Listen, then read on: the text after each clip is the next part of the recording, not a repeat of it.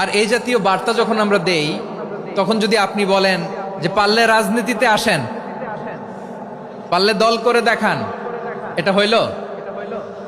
আমি কি এরকম কোনো কথা বলেছি? না। আমি একজন মুফাসসিরে কোরআন, আমি একজন আলেম, এর বাইরেও আমার সবচেয়ে বড় পরিচয় আম আ সিটিজেন অফ বাংলাদেশ।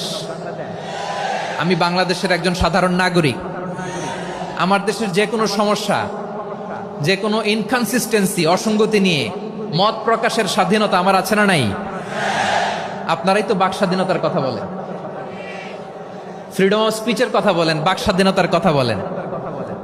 আপনারাই যদি আবার কোনো মন্তব্যের কারণে বলেন যে রাজনীতির মাঠে আসেন, দল করেন, দেখি কতটুকু পারেন, এটা ঠিক হবে না। এখানে কি আমি কোনো দলের নাম বলেছি?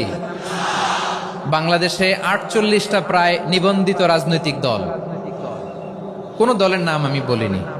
কথাটাকে আমি জেনারেল রেখেছি। দায়ীদের বৈশিষ্ট্যই এটা, দায়ীরা জেনারেলি কথা বলে, যার যেই মেসেজ নেয়ার তারা সেখান থেকে নিয়ে নেয়। একটা লাইনকে কেন্দ্র করে আমাদের অনেক রাজনীতিবিদ বন্ধুরা অনেক ক্ষুব্ধ প্রতিক্রিয়া দেখাচ্ছেন। ওই কথাকে নিজেদের গায়ে টেনে, নিজেদের গায়ে মেখে ওনারা ক্ষুব্ধ হয়েছেন। কোনো দল এটা নিয়ে কোনো কথা বলল না, আপনারা এটাকে নিজের গায়ে যে মাখালেন, এটা ঠিক হয়নি। আমি বলবো যে এটা খুবই অনভিপ্রেত হয়েছে। কোনো দলকে টার্গেট করে বা কোনো দলের পক্ষে আমরা কখনো কথা বলি না। আমরা কোরআনের পক্ষে কথা বলি, ইসলামের পক্ষে কথা বলি, ঠিক কিনা বলেন? সো একটা জেনারেল কথাকে যদি আমার রাজনীতিবিদ বন্ধুরা নিজেদের গায়ে মাখেন, ক্ষুব্ধ প্রতিক্রিয়া জানান, এতে করে সাধারণ জনগণের কাছে একটা নেগেটিভ মেসেজ যাবে ওনাদের ব্যাপারে। এটা হোক আমরা চাই না। তো আমার প্রিয় রাজনীতিবিদ বন্ধুদের আমি বলবো, কথাটা ছিল ভেরি জেনারেল, এটা নিজেদের গায়ে মাখানোর কোনো দরকার নাই।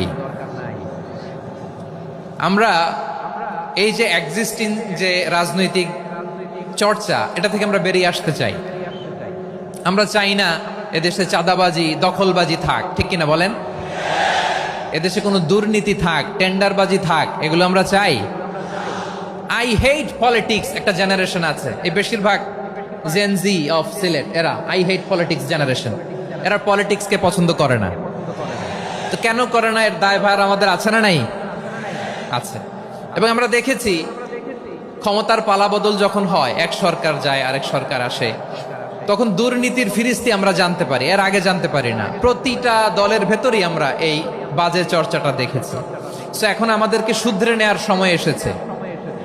এটা এই সুন্দর সময়, নতুন